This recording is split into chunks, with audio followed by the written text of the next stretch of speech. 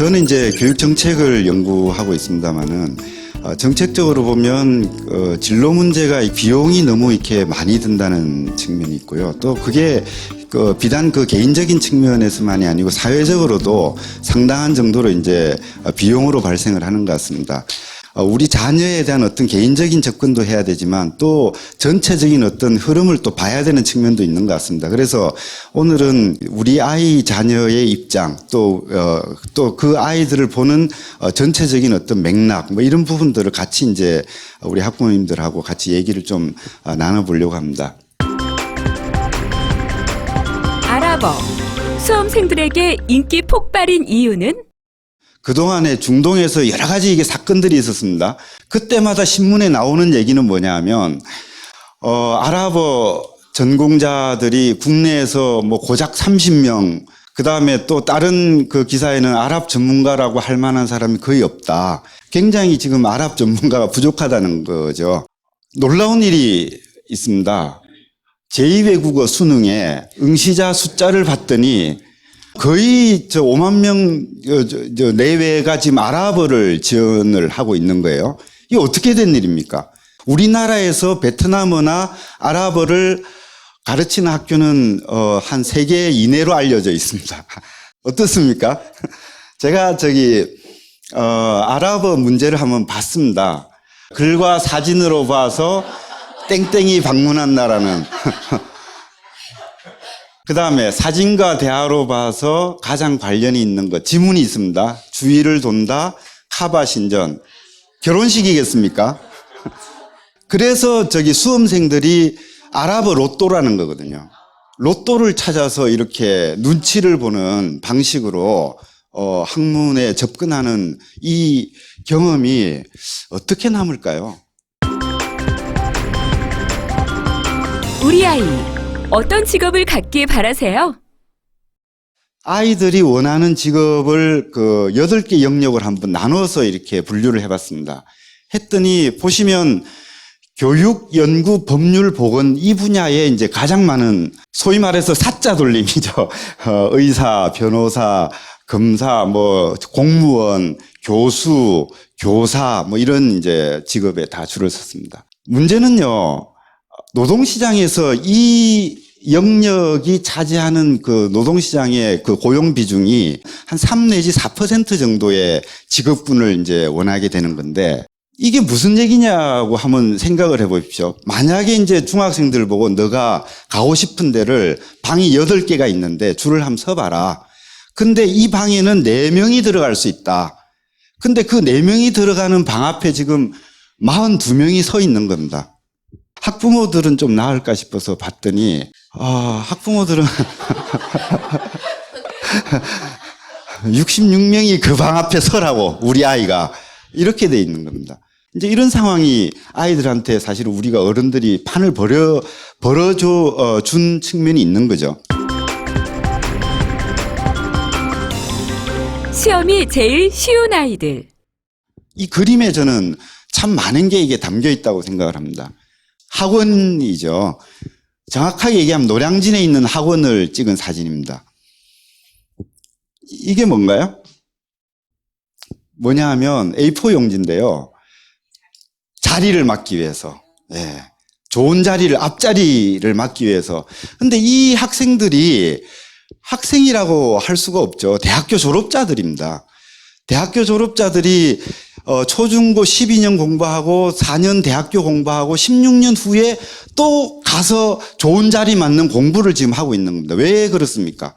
70년대에 100명 중에 25명만 대학에 갔기 때문에 대학생들이 갈 만한 일자리가 상대적으로 있습니다. 이때는 모자라는 거죠. 대학생 수가.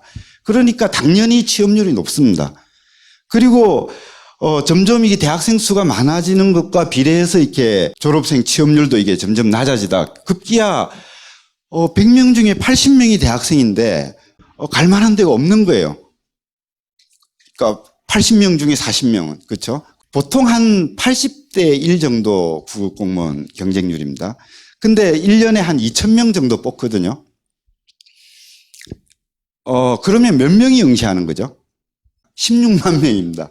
그러면 15만 8천 명 떨어진 분들은 어떻게 되는 겁니까? 그 삼성 그 입사에 보통 한 해 한 4천 명, 5천 명 그 사이로 뽑습니다. 근데 몇 명이 응시하냐면 10만 명이 넘습니다.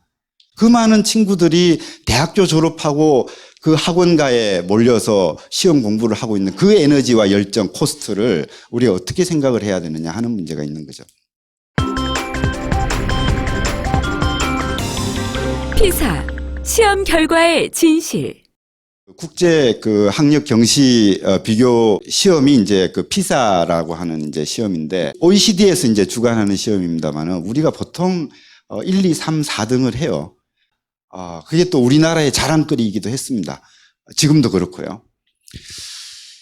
그럴까 한번 생각을 해봅시다. 예를 들어서요. 그러니까 수학 시험을 봤는데 10시간을 공부해서 90점을 받은 친구가 있고 5시간 혹은 6시간을 공부해서 91점을 받은 친구가 있다.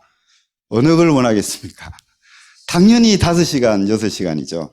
근데 이게 실제로 나라 간 비교해서 그 일이 발생하고 있습니다.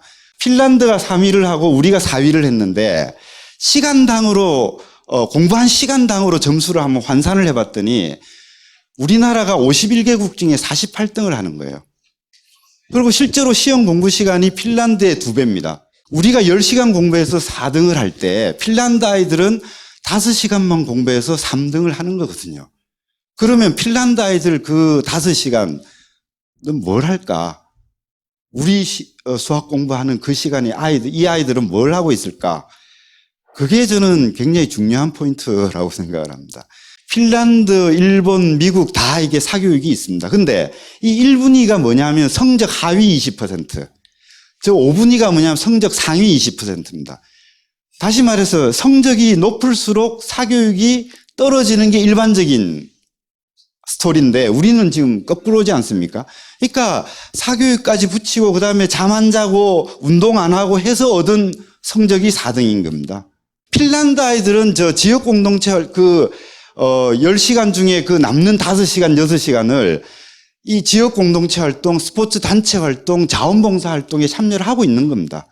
근데 우리 아이들은 지금 비교가 안 되지 않습니까? 우리 아이들이 그러고 있을 때 핀란드나 지금 여기 있는 미국, 캐나다, 스위스 모든 나라들이 아이들한테 스포츠도 시키고 봉사활동도 시키고 지역 공동체에 참여도 시키고 지금 그러고 있는 거거든요. 생애 과정, 패러다임의 변화.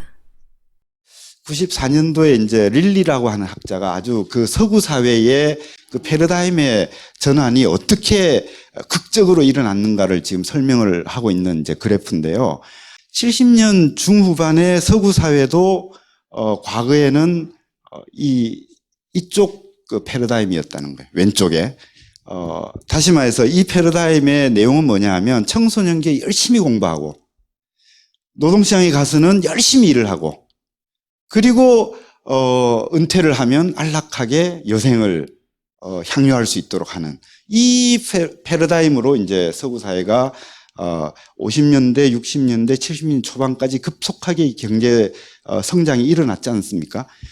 그 과정이 이제 이 프레임으로 이렇게 달려왔는데 이게 아닌 것 같다는 자기 성찰이 일어난 거죠. 그래서 오른쪽으로 패러다임이 바뀌었다는 거예요. 이게 뭐냐? 예를 들어서 열심히 노동시장에서 일을 하지만 동시에 여가를 즐기는, 복지를 향유하는, 그리고 열심히 일을 하지만 동시에 자기 개발을 하는 이런 사회로 이제는 가야 된다. 이렇게 패러다임이 바뀌었다는 겁니다. 청소년기 아이들은 열심히 공부를 하고 하지만 동시에 노동의 체험, 일 체험을 시켜야 된다는 거죠. 동시에 아이들한테 여가를 허용하는, 다시 말해서 아이들한테 여가는 뭐겠습니까? 딴짓하게 하고 딴 생각하게 하고 심지어는 멍 때리게 하고 그 시간을 허용하는 겁니다. 그게 아까 우리가 봤던 저 공동체 활동, 스포츠 활동 또는 뭐 여러 가지 이제 문예 활동들 이런 것들을 사실은 허용을 하는 사회로 가야 우리 사회가 지속 가능한 사회로 갈 수 있겠다. 이런 이제 자각이 서구 사회에 광범위하게 일어났고 그 패러다임이 극적으로 이렇게 70년대 중후반 심지어는 80년대까지 서서히 이렇게 바뀌었다. 이런 설명을 하는 겁니다. 사실 우리는 지금 이 패러다임의 전환을 할 거냐 말 거냐의 질문 앞에 서 있는 것 같습니다. IT 산업의 발전, 세상을 바꾸다. 위키피디아가 브레테니카 사전을 비교를 해봤더니 과학적인 항목들에서 엄밀성 측면에서 거의 차이가 없다. 이런 이제 논문이 발표가 됩니다. 브레테니카 사전은 사실 지금까지 가장 정통한 백과사전이고 이 백과사전을 편집하고 내용을 채우기 위해서 수많은 전문가들이 비싼 돈을 들여서 초대를 하고 또 연구를 한 그 결과들을 이렇게 실어왔습니다. 근데 위키피디아는 그런 방식이 아니지 않습니까? 전혀. 아마추어들이 이게 인터넷상에서 이렇게 그 글을 올리고 그것을 또 스스로가 이게 스크린해서 조정하고 이 시스템이거든요. 그러면 산업적인 측면에서 회사 경영적 측면에서 어디가 승리할까요? 당연히 위키피디아입니다. 얘기가 거기서 끝나는 게 아니고 에어비앤비 우리가 다 아시지만 호텔업계에 준 충격이 어마어마합니다. 지금 기업 가치로는 250억 달러가 넘는다 그러고요. 이미 유수의 그 호텔 체인의 기업 가치를 넘어섰다는 거죠. 이게 그 개념은 그렇지 않습니까? 내가 방이 비었을 때 외국인들이 혹은 다른 지방에 있는 사람들이 내 방을 써라. 그리고 내가 아테네나 일본이나 갔을 때 비어 있는 방을 내가 그냥 자연스럽게 쓰면서 호텔 서비스는 못 받지만 그곳의 생활을 내가 경험을 하고 싶다. 이 개념을 호텔 업계에 도입을 한 거죠. 우버 택시가 택시 업계의 판도를 바꾸고 있습니다. 그죠? 우리나라에 우버 택시가 도입이 되려고 하니까 택시 업계에서 엄청난 반발을 한 거 잘 아실 겁니다. 그래서 우버가 못 들어오긴 했지만 그걸로 이 상황이 끝난 게 아니지 않습니까? 어떻게 됐습니까? 지금 카카오 택시, 다른 택시 공유 어떤 앱들 이런 걸로 해서 지금 엄청난 속도로 지금 택시 업계 판도 변화를 지금 예고를 하고 있습니다. 이런 변화, 산업계에 엄청난 충격파를 던져주는 이 IT를 매개로 하는 이 변화의 흐름에 대해서 여기 앉아 계시는 우리 학부모님들이 더 잘 아실까요? 아니면 그 학부모님들의 자녀들이 더 예민하게 더 잘 반응을 할 수 있을까요? 그리고 우리 어른들이 아이들한테 너 공부해라, 시험 봐라 하지만 그 내용이 이 아이들이 가지고 있는 그 가능성, 이 산업의 또 경제 향방의 어떤 흐름과 관련해서 그 변화의 흐름에 대해서 얼마나 민감하고 능동적으로 우리가 아이들이 대응을 할 수 있도록 열어주는 일일까 하는 측면을 한번 우리가 생각을 해볼 수가 있는 거죠. 옛사람과 새로운 사람, 방정환 선생의 부탁. 이 세계 어린이 운동 발상지라고 해서 소파 방정환 기념비가 이제 있습니다. 요 뒤에 있는 비를 한번 읽어보시면 그 참 재밌는 얘기인데 어른이 어린이를 내리 누르지 말자. 30년 40년 뒤진 옛사람이 30년 40년 앞 사람을 잡아 끌지 말자. 낡은 사람은 새 사람을 위하고 떠받쳐서만 그들을 뒤를 따라서만 밝은 데로 나아갈 수 있고 새로워질 수가 있고 이 얘기를요 1930년도에 하고 있습니다. 지금 85년 전에 소파 선생이 이런 얘기를 하고 있습니다. 이 글을 보면서 지금 우리하고 참 데자뷰다. 우리가 지금 4차 산업혁명이라고 하는 그 세계사의 소용돌이 앞에서 우리가 진짜 어떻게 할 바를 몰라 하고 있는 이 상황에서 지금 85년 전의 소파는 어른들이 아이들을 내려누르지 말자. 낡은 사람이 왜 새 사람을 자꾸 이게 발목을 잡냐 이런 얘기를 하고 있는 겁니다. 그래서 제가 좀 더 봤습니다. 그때 이제 1923년도 5월 1일 날 어린이날 1회 기념식을 합니다. 소파가. 그때 이제 나온 그 내용인데 어린이를 내려다보지 마시고 치어다 보아주시오. 가까이 하시오. 자주 이야기하여 주시오. 이런 여러 가지 이제 얘기들을 하는데 맨 끝에 무슨 얘기를 하시냐면 대우주의 뇌신경의 말초는 늙은이에게도 젊은이에게도 있지 아니하고 오직 어린이들에게만 있는 거를 늘 생각해달라. 이 얘기를 하시는 겁니다. 지금 우리 상황도 어쩌면 이 상황하고 사실 크게 다르지 않을 수도 있겠다. 그 생각을 저는 해보는 거죠. 왜냐? 지금 이렇게 사회가 격변하는데 우리는 애들을 지금 저 학원가에 지금 계속 몰아넣고 있는 거거든요. 다른 나라 애들이 지금 공동체 활동을 하고 단체 활동을 하고 생태 탐험을 할 때 우리는 아이들을 수학 시험 성적 1점이라도 더 올리게 학원에 보내고 잠 안 재우고 운동 안 시키고 지금 그러고 있는 거거든요. 소파의 해답은 뭔지 아십니까? 세 사람 중심으로 살자. 아이들 중심으로 살자. 이 얘기를 합니다. 진로의 핵심은 여기에 있다고 생각을 합니다. 우리가 아이들을 우리 어른들의 패러다임으로, 우리 프레임으로 아이들을 자꾸 이게 내리누르고 있는 건 아닌지, 아이들이 가지고 있는 그 가능성과 촉과 민감성을 우리가 자꾸 저 엉뚱한 방향으로 끌고 가고 있는 건 아닌지, 우리가 정말 우리 부모가 또는 학교가, 우리 나라가, 지역사회가 아이들 중심의 사회구조, 사회 형성을 지금 하고 있는 건지, 이런 측면을 우리가 물어봐야 되지 않을까 하는 말씀을 드리는 거죠. 우리 아이 진로의 패러다임은 어떻게 바뀌어야 할까? 2009년도에 나온 그래프입니다. 과거의 산업경제 패러다임에서는 소위 그 토지 노동 자본이라고 하는 경제 3요소. 근데 지식경제가 되면서 이 IT, 지식 정보가 이게 경제 성장의 동력이 됐다. 근데 이제는 바뀌어야 된다. 어떻게 바뀌어야 되냐? 이제는 상상력과 창의력으로 가야 된다. 이런 얘기를 하는 겁니다. 그리고 그래서 과거의 중화학공업이 IT 산업으로 됐지만 이제는 서비스, 예술, 콘텐츠, 소프트웨어, 문화 이런 쪽이 우리의 이제 중추가 돼야 된다. 이런 얘기를 2009년도에 벌써 하고 있습니다. 패러다임이 그러면 아이들에 대한 패러다임이 어떻게 바뀌어야 될까? 여기에 대한 얘기입니다. 첫 번째는 과거에는 진로가 아까 보셨죠? 이 3박스 모델에서 순차적으로 발전하는, 그러니까 아이들도 초등학교 때 진로 발달 단계가 다르고 중학교 때 발달 단계가 다르고 고등학교 때는 그래서 탐색기 모색기 탐색기를 거쳐서 뭐 결정을 한다. 이 이제 패러다임으로 설명을 해왔다는 거죠. 근데 그게 아니다. 이제는 경력 나이가 중요하다. 어떤 일에 얼마나 네가 경력을 쌓아봤냐, 어떤 일에 몰두를 해봤냐, 다른 말로 하면 네가 단체 활동을 얼마나 깊게 한번 들어가 봤냐, 이게 훨씬 더 중요하게 됐다는 거죠. 두 번째는요, 진로 성취를 우리가 어떻게 볼 거냐. 서구 사회가 이렇게 바뀌었다는 겁니다. 과거에는 급여, 뭐 위세, 명예 이런 게 중요했고, 지금 아이들 진로 뭐 직업인들하고 대화를 시키면 제일 먼저 하는 직업이 연봉이 얼마셔요? 뭐 이런 거거든요.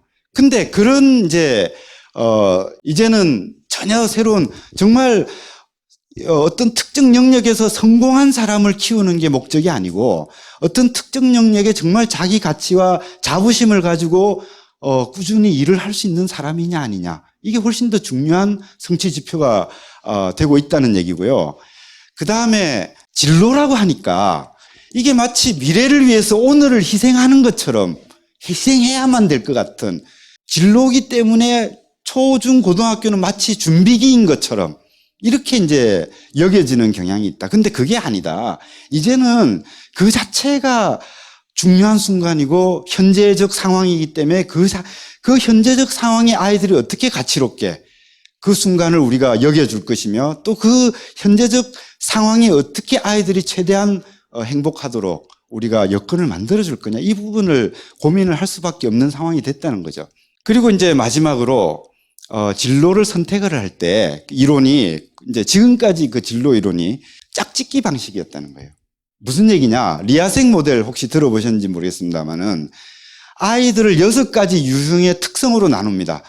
예술형, 기업형, 실제형, 뭐 사회관계형, 뭐 이렇게 6가지 유형으로 나눕니다. 그리고 직업을 6가지 유형으로 나눕니다. 너는 예술형이니까 예술형 직업으로 가, 이겁니다. 너는 실제형이니까 만드는 쪽의 직업으로 가, 이렇게 이제 짝짓기 모델입니다. 근데 생각을 해보십시오. 이게 지금 산업이 예술형 유형은 예술적 직업으로만 갈 수가 있을까 하는 거죠. 저 명동에서 흔히 뜨는 저 의료 관광 코디네이터라는 직업이 있는데 그 의료 관광 코디네이터는 세 가지 유형이 같이 이렇게 융합이 되어 있는 유형입니다.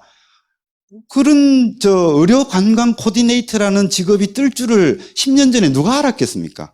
그래서 저기 홀스는 무슨 얘기를 하냐면 이제는 진로 결정은 상황과 맥락에 따라서 능동적인 대응을 할 수 있도록 역량을 키워주는 것. 사실은 거기에 가장 좋은 수단은 경력 나이를 키워주는 일. 이런 거라고 얘기를 하는 거거든요. 이게 이제 급식 시간의 그 그림인데 스웨덴입니다. 다르죠. 그러니까 지금 도와주는 사람도 없어요. 지가 가서 이렇게 밥을 떠먹는단 말이죠. 근데 우리는 어떠냐? 지금 속도전입니다. 사실은 이 차이가 굉장히 큰 차이라고 봅니다. 이게 지금 초등학교, 중학교, 대학교 심지어 지금 뭐까지도 이게 학부모들이 나서서 아이들을 이렇게 급식을 우리가 떠먹여 주고 있는 건 아닌지, 아이들이 스스로 할 수 있는 영역을 우리가 얼마나 열어주고 있는가 하는 부분을 한번 돌아볼 부분이라고 생각이 드는 거죠. 거창 고등학교 직업 선택 10계명. 월급이 적은 쪽을 택하라. 내가 원하는 것이 아니고 나를 필요로 하는 곳으로 가라. 승진의 기회가 거의 없는 곳. 처음부터 시작해야 되는 황무지. 그리고 앞을 다투어 모여드는 것보다 아무도 가지 않는 곳. 장래성이 전혀 없다고 생각되는 곳. 그리고 더 좀 쇼킹한 얘기는 부모나 아내가 반대하는 곳이면 틀림없다. 의심하지 말고 가라. 저는 이게 굉장히 지금 우리 아이들의 입장과 처지에서 리얼한 얘기 아니겠냐. 제 아이도 지금 저 고3 시험 공부를 하고 있습니다만은 여러 가지 엉뚱한 짓을 해요. 딴 짓을 하고 하는데 막 속에는 부글부글 끓어오르지만 이 생각을 하면서 저것도 참 좋은 경험일 수 있겠다. 이렇게 저를 내려 누르고 있는 겁니다. 개인적으로 그런데 우리 사회가 아이들의 정말 그 싹을 키워주는 그 사회 시스템으로 또 되고 있는가 하는 측면을 우리가 전체적으로 봐야 될 것 같고요. 그런 측면에서 저는 이 거창고 직업선택 10계명이 우리 그 학부모들이나 또 우리 사회에 던져주는 울림이 있다고 저는 생각이 들고요. 그 아이들이 가지고 있는 내면, 그 아이들의 가능성들에 우리가 좀 더 주목하고 그 아이들이 정말 여러 가지 가능성들, 아까 그 대우주의 말초신경이 어린아이들에게 있다는 거 아닙니까? 그 가능성들을 우리가 사실은 우리가 헤아릴 수가 없을 겁니다. 우리가 어떻게 우주 코스모스를 헤아리겠습니까? 그러나 그 가능성들을 안고 있는 그 친구들에게 그 기회를 주자. 그래서 뭐 여러 가지 정책들을 펴야 되고 또 우리 아이들에 대한 그 부모들의 지도도 그런 방향으로 좀 가야 되는 거 아니냐 하는 말씀 드리면서 제 말씀을 모두 마치겠습니다. 고맙습니다.